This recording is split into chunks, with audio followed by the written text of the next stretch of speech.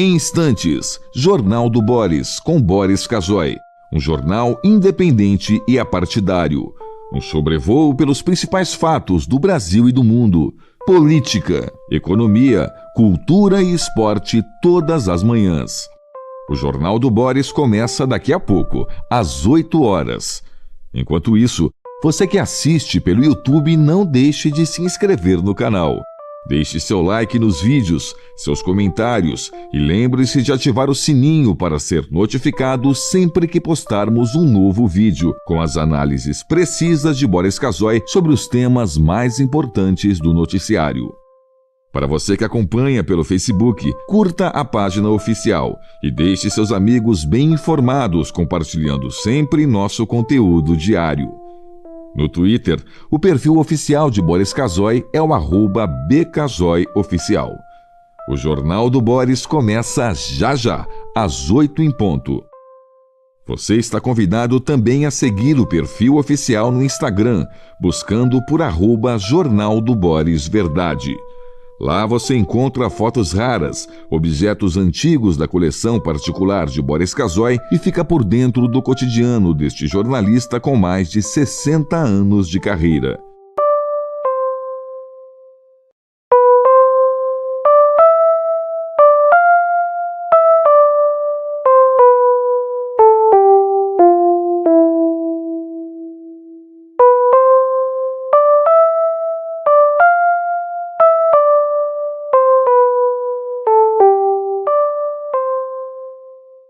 Em instantes, Jornal do Boris, com Boris Casoy.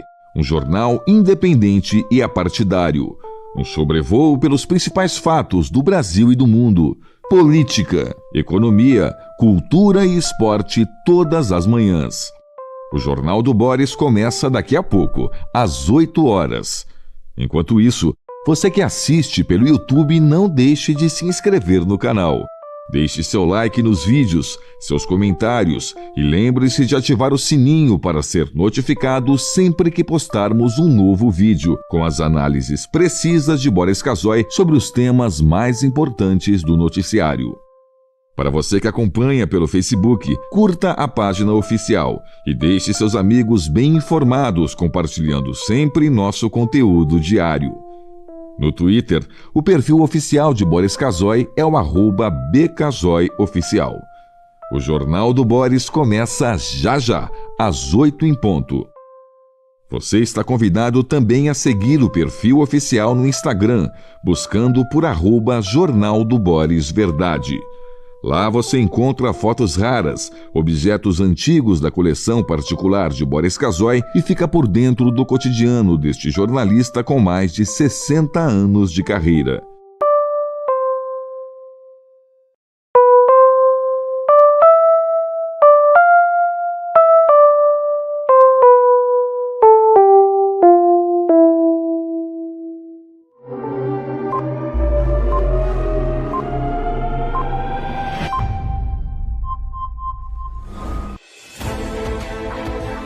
A partir de agora, passando a limpo as notícias do dia no Brasil e no mundo, está no ar o Jornal do Boris.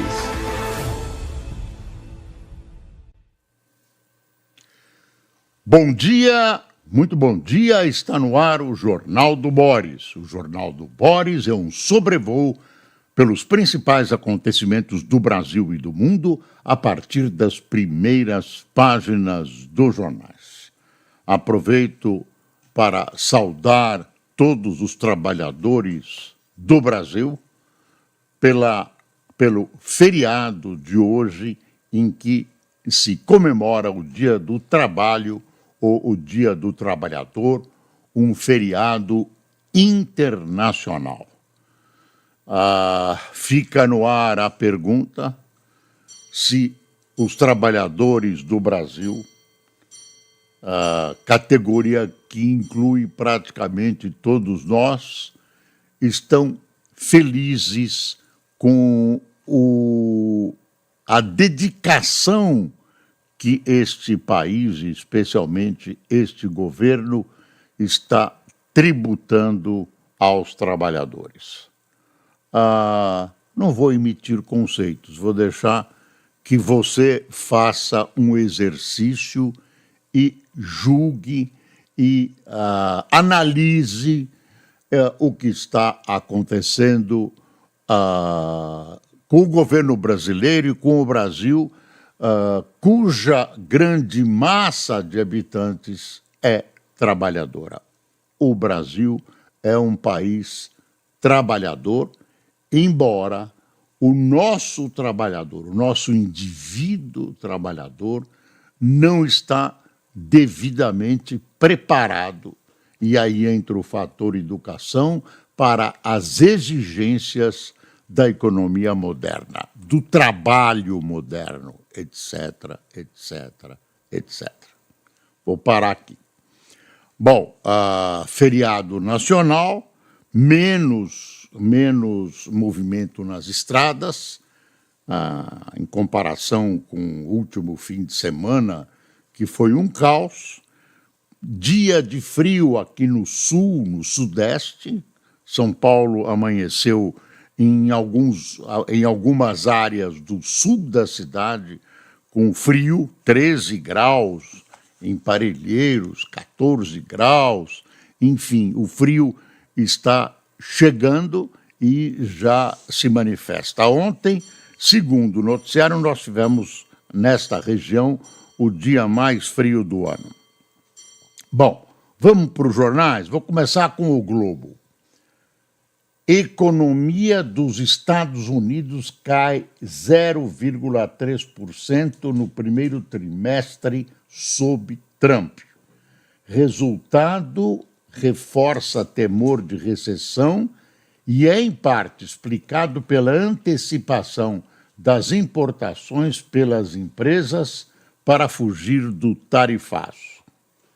Olha, eu, até este instante, uma análise simples, não vi, a não ser que você tenha visto, virtudes, consequências virtuosas, resultados positivos da administração Trump, que acaba de completar 100 dias. Por enquanto, só situações anômalas. Os Estados Unidos estão se distanciando dos seus grandes amigos, estão quebrando um conjunto de medidas que foi formando uma democracia, uma economia liberal, uma economia que levou em consideração os interesses e as relações diplomático-comerciais entre os países. E o comércio, quando aplicado com regras, colabora com a paz. Eu não consigo ver nenhum tipo de virtude no governo Trump e a população norte-americana, as pesquisas mostraram, divulgadas ontem, demonstram que a popularidade do presidente está em queda. Ele nem responde aos anseios do mundo, porque os Estados Unidos realmente é a maior potência mundial, a maior economia do mundo, não responde a nenhum anseio, nenhum desejo de paz, nenhum desejo de bom funcionamento do comércio exterior de todo mundo, que é uma troca que beneficia os dois lados, né, ou que beneficia multilados, né? Enfim, nós estamos vendo apenas situações de idas e vindas que demonstram que o governo Trump não tem um plano determinado, detalhado para a condução externa, e agora os reflexos estão aí na popularidade dele, na questão interna. Ele volta, adapta, percebe que aqui esse detalhe está errado e que são fatos que não podem existir no volume que existem erros e voltas, idas e voltas, numa economia sofisticada como a economia dos Estados Unidos, que acaba trazendo consequências que influenciam a economia em todo o mundo. Então, essa preocupação com o que pode acontecer, com o perigo de uma recessão, com os perigos que esse tipo de política envolvem, tem toda a razão de ser. Dá medo dos destinos do mundo,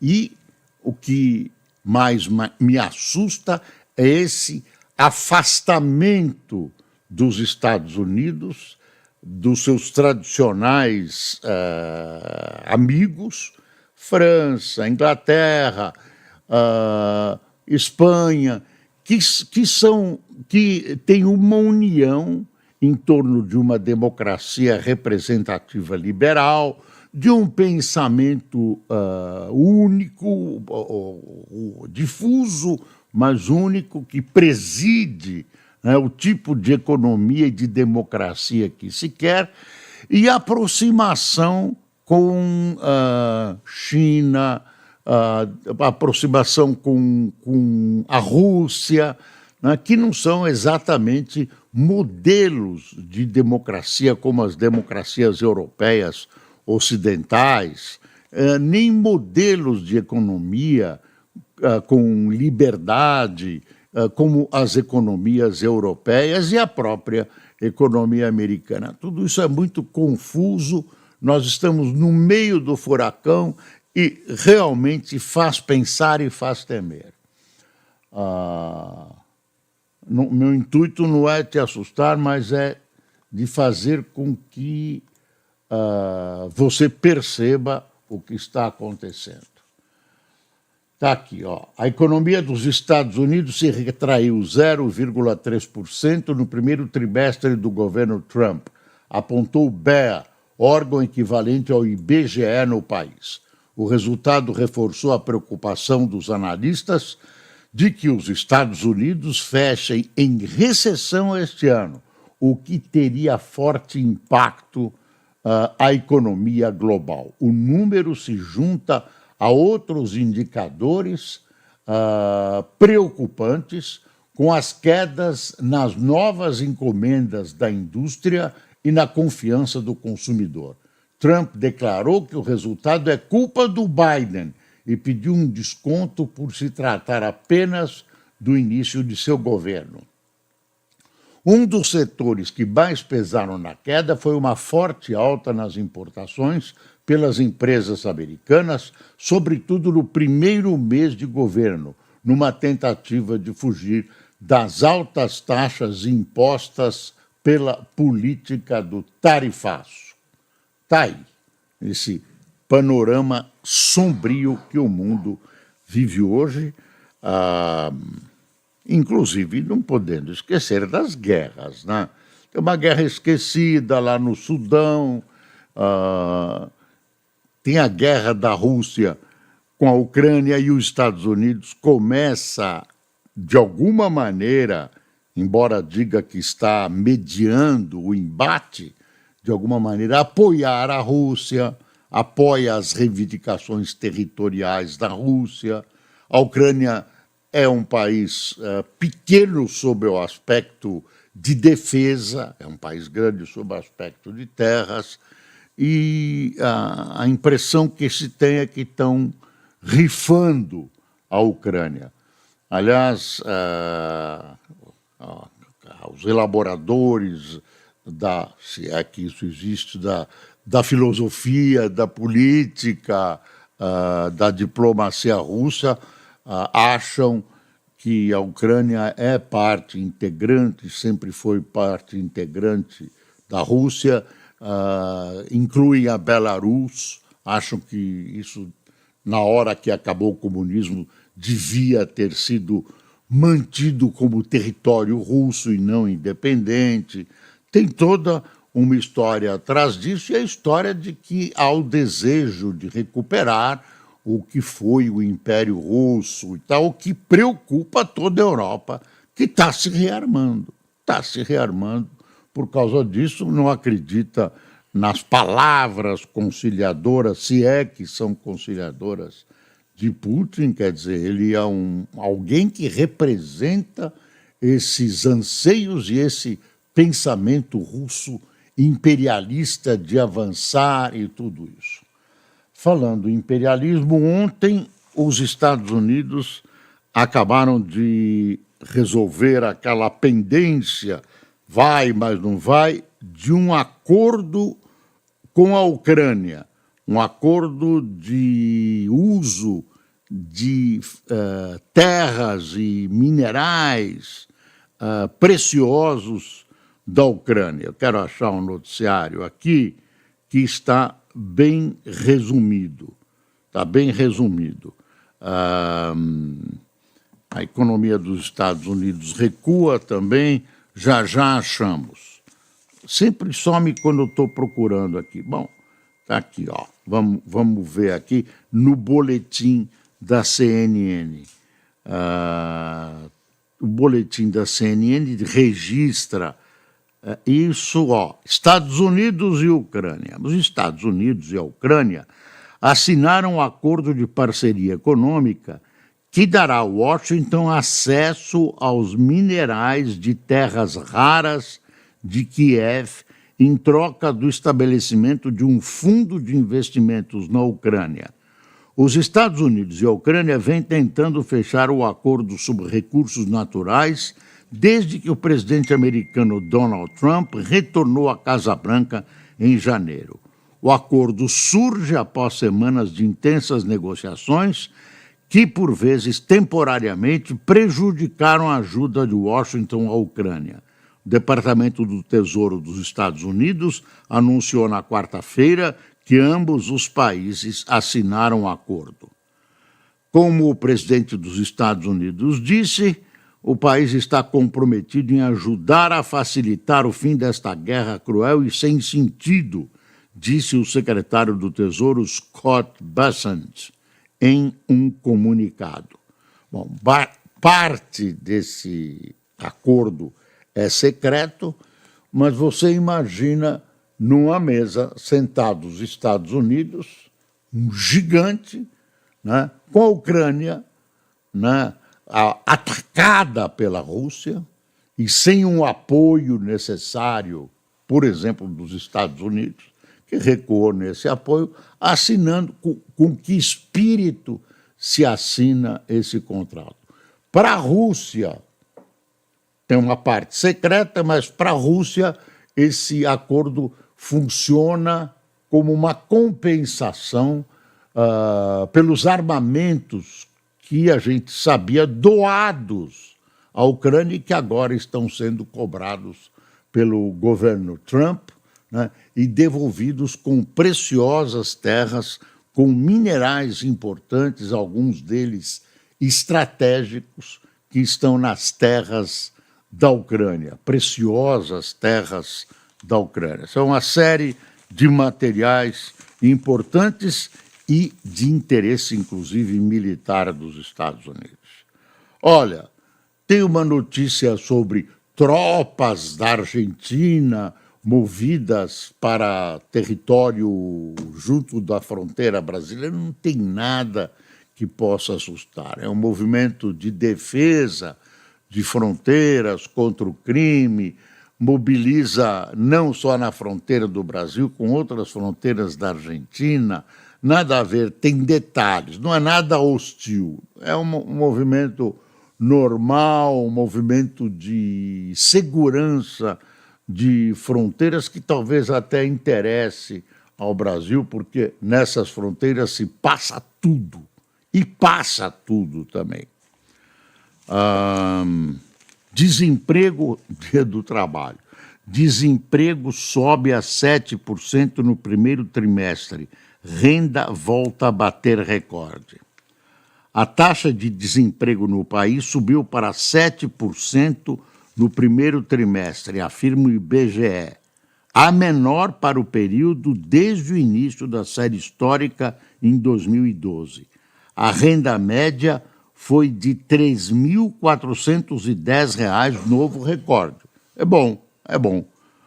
Já os dados do CAGED indicam abertura de 71.600 vagas formais em março, abaixo da expectativa. A economia nossa está indecida. Quer dizer, se você olhar para trás e se você tirar uma fotografia, você vai encontrar números bons lá atrás e já em números preocupantes agora, mormente se olharmos para frente. Então, se você conversa com pessoas do mercado, vendas, alguns termômetros da economia, você vai ver que há enorme preocupação com o que pode acontecer, inclusive com a inflação e até com os instrumentos usados para combater a inflação, que são remédios também amargos. E o escândalo do INSS, como é que está? O Lula, ontem, sobre o Dia do Trabalho, fez uma manifestação na televisão, lá pelas 8 horas da noite, 8 e pouco da noite, na hora que ia começar o Jornal Nacional. A peça que ele apresentou foi uma peça publicitária, né? Inclusive com filmetes,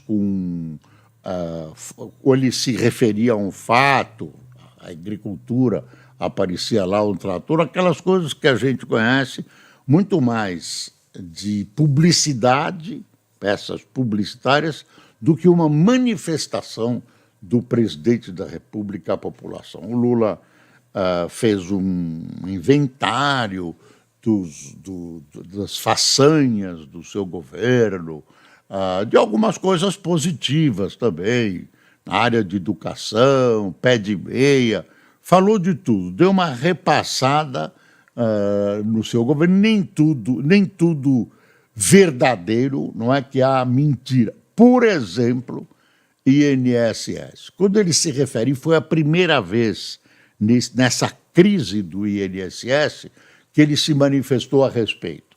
Então, o que ele disse? O nosso governo, nestes dias, dessa semana, descobriu quer dizer, o governo dele não participou da falcatrua, segundo ele. Ele que descobriu, ele que chegou, através de investigações feitas durante esse governo, ao cerne do escândalo. Então, atribui a si uma virtude, né? Uma situação virtuosa nesse escândalo terrível do INSS.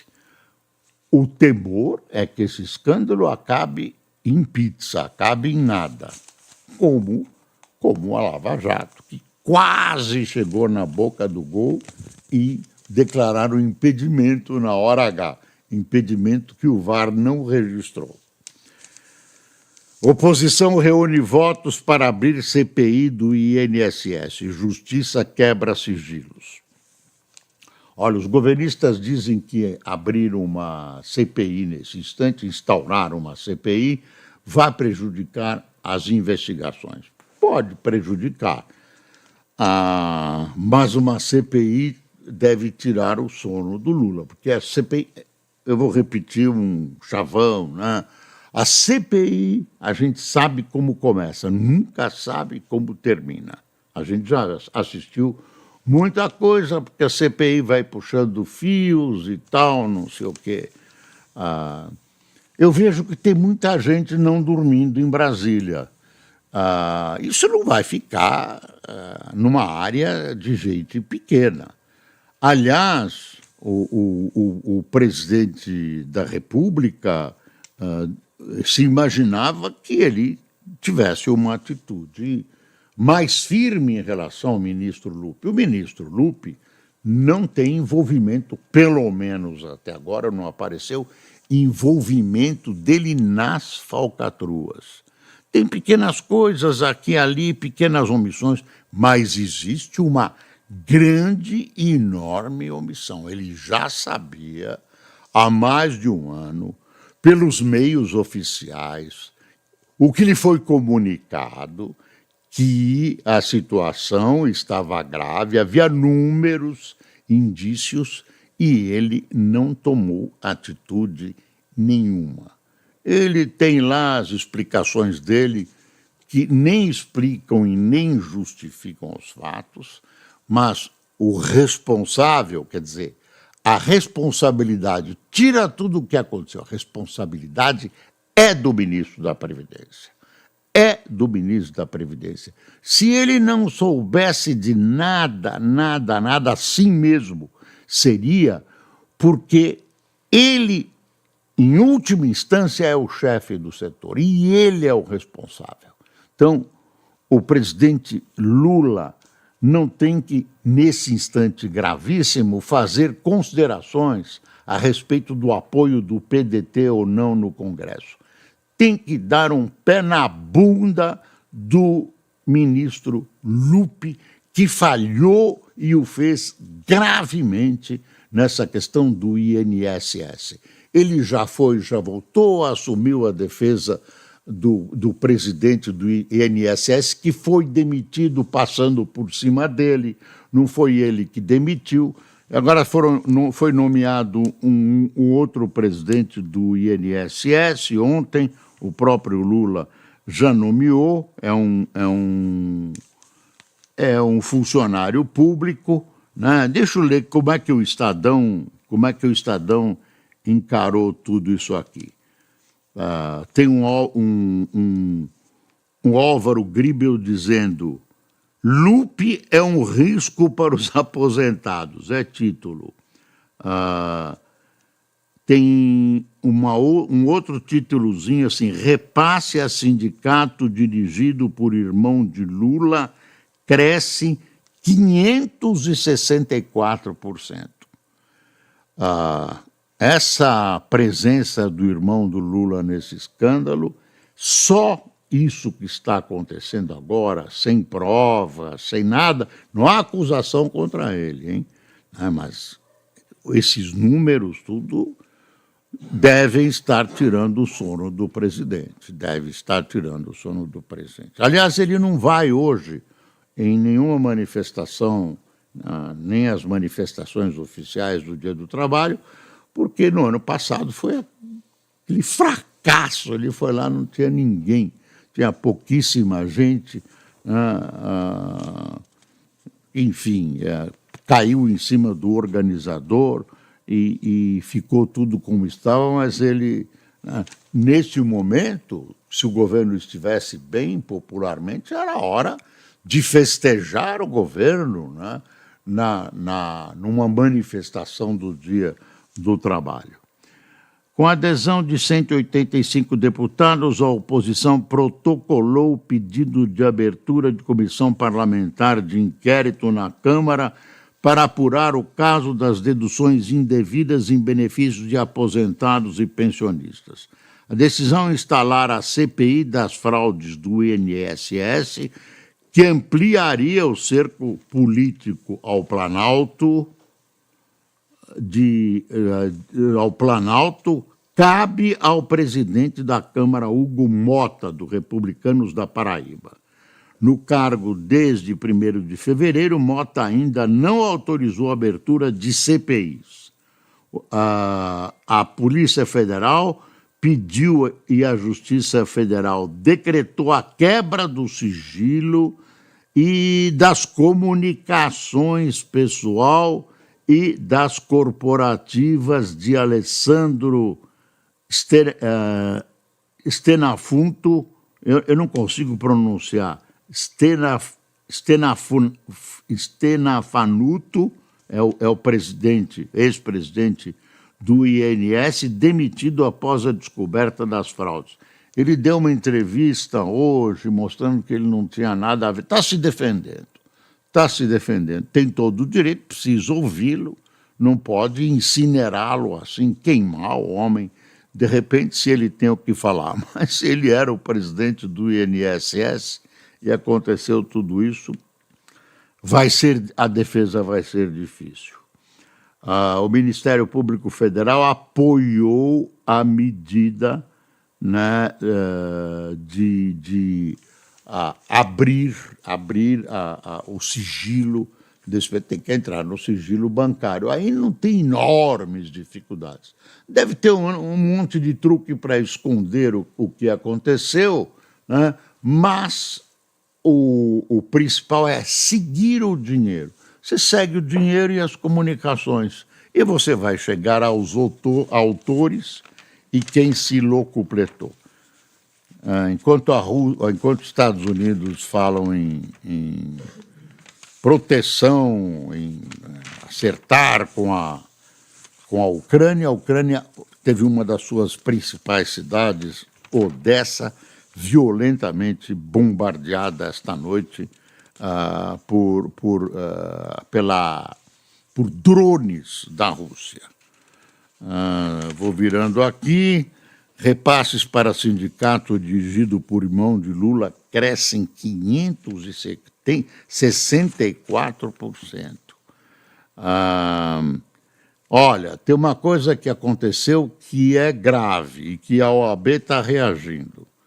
O Supremo lacrou, proibiu celulares em sessões públicas, numa sessão pública. Em embate com o Supremo sobre lacre de celular, OAB orienta boicote às sessões.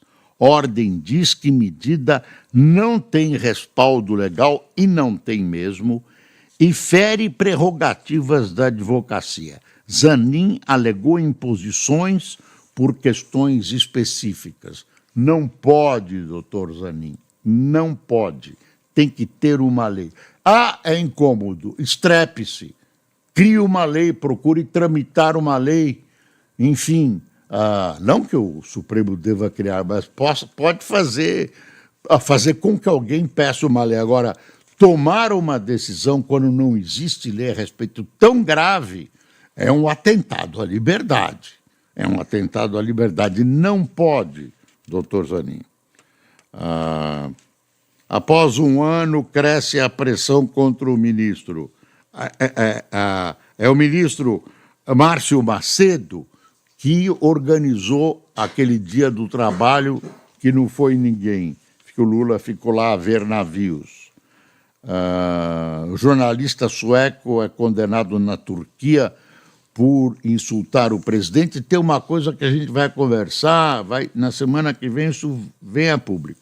STF autoriza a Polícia Federal, e a Polícia Federal prendeu o opositor de Erdogan com cidadania brasileira. Ele está pedindo, faz parte do movimento que ele chama de terrorista. O Erdogan está lá, né, numa situação entre a cruz e a caldeirinha. Tinha muita coisa ainda para falar. Vamos ver como é que a semana que vem, que essa semana praticamente acabou, né? Como é que vai ser conduzida essa história do INSS? Precisa tomar cuidado para não virar outra Lava Jato. Quem tomou café conosco neste dia comemorativo? Jairo Aparecido, Kelly Ramalho, Enos Pontes, Neco Cunha, Cícero Amorim, Joelson Libório, Juarez Guerra, Edi Terezinha, Adriana Ventura, Alice Angélica, Luiz Campos, Gustavo Pires, Leandro Lino, Luiz Henrique de Brasília, Juan D'Angelo de Buenos Aires, Marinaldo Manuel e Jô Santiago de Jaboatão dos Guararapes, num glorioso estado de Pernambuco. Pessoal, bom dia do trabalho, comemore, pense, exercite a sua mentalidade em direção ao que é o verdadeiro cidadão não abra mão de seus direitos. Todos juntos tentaremos sempre fazer um Brasil melhor. Por enquanto é preciso passar este país a limpo. Bom dia.